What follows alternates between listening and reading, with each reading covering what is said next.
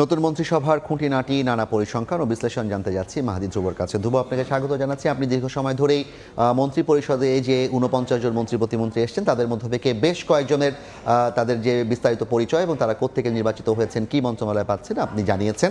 এখন আপনার কাছে এই মুহূর্তে কাদের সম্পর্কে জানার তথ্য আছে? জাফর, আপনাকে ধন্যবাদ। যেমনটা আসলে বলছিলাম যে গণতন্ত্রের ইতিহাসে এক নতুন অধ্যায়ের সূচনা আজকে হলো।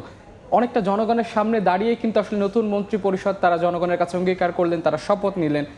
আজকে কারা শপথ নিয়েছেন, এর আগে আমরা বেশ কিছু প্রার্থীর কথা বলেছি, এখন বেশ কিছু মন্ত্রীদের কথা একটু বলতে চাই, তাদের বিস্তারিত তুলে ধরতে চাই। শুরুতেই যেতে চাই বিএনপি মহাসচিব মির্জা ফখরুল ইসলাম আলমগীরের কথা বলতে চাই। ঠাকুরগাঁও ১ আসনটি থেকে তিনি প্রতিদ্বন্দ্বিতা করেছেন। তার সামনে দাঁড়িয়েছিল শিবিরের সাবেক সভাপতি দেলোয়ার, তাকে বিপুল ভোটে হারিয়ে কিন্তু মির্জা ফখরুল ইসলাম আলমগীর তিনি ত্রয়োদশ জাতীয় সংসদ নির্বাচনে সংসদ সদস্য হয়েছেন। এবং একই সঙ্গে একটি গুঞ্জন ছিল মির্জা ফখরুল ইসলাম আলমগীরের রাষ্ট্রপতি হওয়ার, সেই গুঞ্জন কিন্তু আসলে এড়িয়ে যায় এবং তিনি কিন্তু আসলে মন্ত্রিত্ব পেয়েছেন স্থানীয় সরকার, পল্লী উন্নয়ন ও সমবায় মন্ত্রণালয়ে।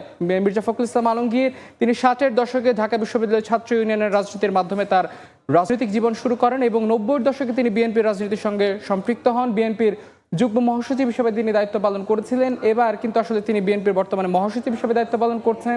তিনি ২০০১ এবং ২০০৬ যে মেয়াদটি বিএনপি শাসনামল, সেই শাসনামলে কিন্তু তিনি প্রতিমন্ত্রীর দায়িত্ব পালন করেছেন। ৬বার তিনি জাতীয় সংসদ নির্বাচনে অংশ নিয়েছেন, যার মধ্যে ৩বার তিনি বিজয়ী হয়েছেন।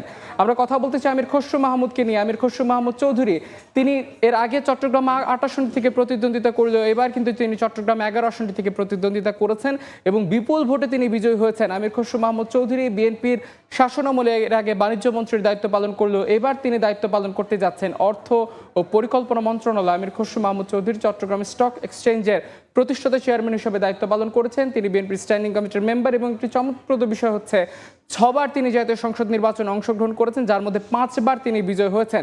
কথা বলতে চাই সালাউদ্দিন কাদেরকে নিয়ে, সালাউদ্দিন আহমেদকে নিয়ে। সালাউদ্দিন আহমেদ বিএনপির সবচেয়ে আলোচিত মুখ, বিশেষ করে তিনি ৯ বছর নির্বাসিত জীবন কাটিয়েছেন। বলতে গেলে অনেকটা মৃত্যুর মুখ থেকে তিনি দেশে ফিরেছেন। গত বছর তিনি আগস্ট মাসে তিনি দেশে ফিরেন এবং তিনি বিএনপির বেশ কিছু দায়িত্ব পালন করেছেন। তবে বর্তমানে তিনি বিএনপির স্থায়ী কমিটির মেম্বার, একই সঙ্গে তিনি বিএনপির যুগ্ম মহাসচিব ও সাংগঠনিক সম্পাদকের দায়িত্ব পালন করেছেন। ৫বার জাতীয় সংসদ নির্বাচন অংশগ্রহণ করে ৩বার তিনি বিজয়ী হয়েছেন। সালাউদ্দিন আহমেদ তিনি এবার সবচেয়ে আলোচিত যে মন্ত্রণালয়, স্বরাষ্ট্র মন্ত্রণালয়ের দায়িত্ব পেয়েছেন এবং তিনি সাবেক যোগাযোগ প্রতিমন্ত্রীর দায়িত্ব পালন করেছিলেন।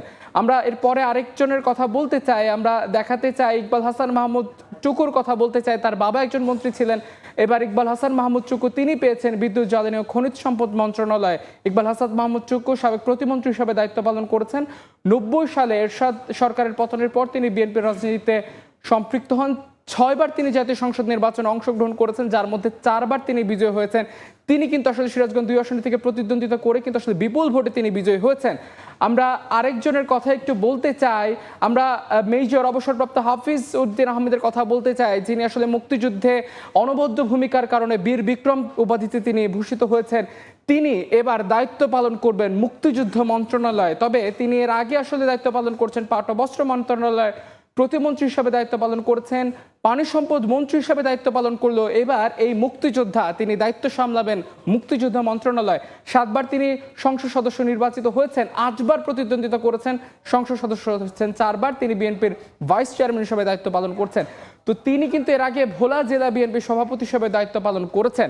তো আমরা মেজর হাফিজের কথা বলছিলাম, আমরা সাদেক জাফর যেটি বলছিলাম, আসলে এই যে প্রার্থী যারা ছিলেন তারা কিন্তু আসলে প্রত্যেকেই প্রবীণ রাজনীতিবিদ, তারা এর আগেও একাধিক মন্ত্রণালয় সামলেছেন।